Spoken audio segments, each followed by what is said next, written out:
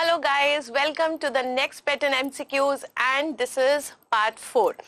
Now here they have given you a very interesting case. This is a 17-year-old contact lens wearer, and she developed pain, redness, photophobia, decreased visual acuity in her right eye just 2 days ago. So there is something acute which is going on after wearing the contact lenses: pain, redness, photophobia, and also decreased visual acuity. Now whenever you get decreased visual acuity, always think about the cornea involvement.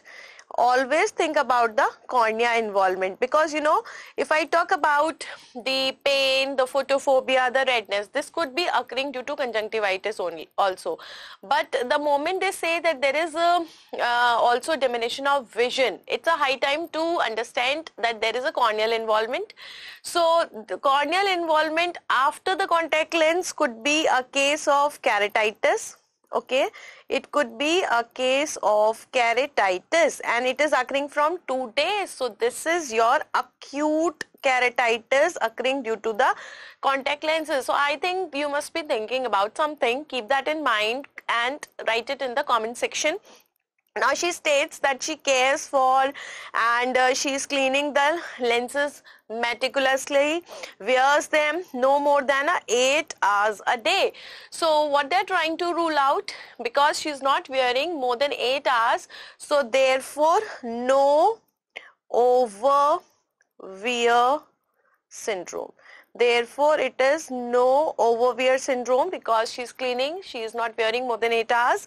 She does admit being on camping trip for 3 days, and this is 2 weeks ago. So when they are going for camping, there are high chances that they would have washed the contact lenses with something which is not very much palatable with the they may have washed it with the homemade solutions or the soiled water, or just the tap water, or they could have got any trauma with the vegetative matter. Now you will say, why ma'am vegetative matter? Where vegetative matter is your fungal corneal ulcer. But no, this vegetative matter may be soiled, and that will lead to the entry of something. And what is that something? That will be your acanthamoeba. So that can be acanthamoeba, and this acanthamoeba can lead to acanthamoeba keratitis. Now don't get confused here. Okay, we know that the most common infection, if I talk about the most common infection in the contact lens wearer, then it is the Pseudomonas. It is the Pseudomonas which is the most common infection in the contact lens user. Then why I'm so sure that this is acanthamoeba? Let me show you.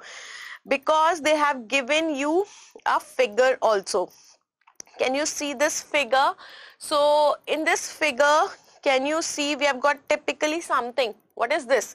This is your ring infiltrate. This is your ring infiltrate, and where do we get this? This is typically found in acanthamoeba keratitis.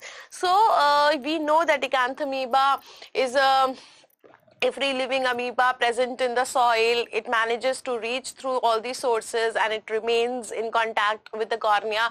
All these details I've already given in the video of the corneal ulcers. So if you have any confusion about the corneal ulcers, please do see that video and you'll get to know everything about the corneal ulcers.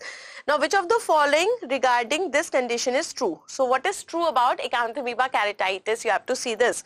The option number 1 is patients complain of dull aching pain. Is it correct? No, it is not correct, because in cases of acanthamoeba keratitis, the patient will have the pain which is out of proportion. Pain is out of proportion of the size of the ulcer. pain is out of proportion to the size of the ulcer, and I would say that pain is one of the important features in cases of acanthamoeba keratitis. If the patient is having severe pain, even more than the size of the ulcer which is looking, okay, in a normal looking ulcer, then this is acanthamoeba keratitis. Second thing, enlarged corneal nerves are pathognomic? No, enlarged corneal nerves are not pathognomic. We can get what do you called as the radial keratoneuritis. I can get the radial keratoneuritis. So if this is the cornea here, so I will get the inflammation like this. So there may be enlargement of the corneal nerves, there will be neural infiltration, but it's not pathognomic. Certainly it's not pathognomic. Now because it is not pathognomic, so the option number 2 is also not correct. Now let's see the third and fourth. These organisms grow best in thioglycolate broth. Again, this is a wrong statement. Why? Because acanthamoeba is actually growing best in non-nutrient agar. Non-nutrient agar which is enriched with the E. coli. Non-nutrient agar enriched with the E. coli. Now obviously by default option number D will be a right answer.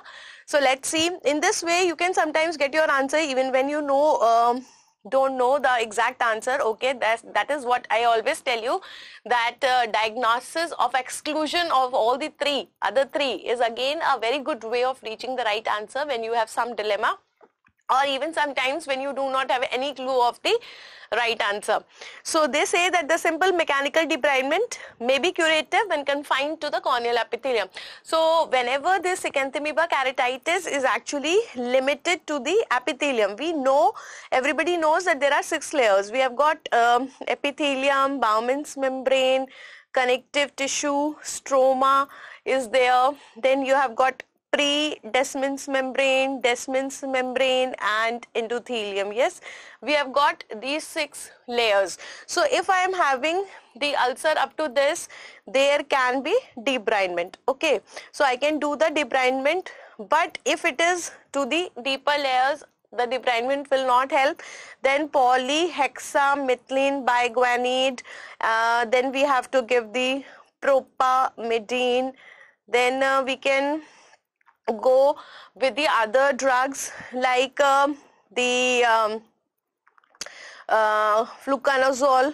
Okay, so all these drugs we have to go, but yes, if it is limited to just the epithelium, then we can just do the debridement and the treatment is done. So by far the best answer to this question will be your simple mechanical debridement may be curative when it is limited to the epithelium. This gives you a good overall discussion over acanthamoeba keratitis. You get to know why it is not Pseudomonas, what is the culture media, what type of pain, and how pain is the most important feature in cases of acanthamoeba keratitis. Thank you and happy ophthalmology.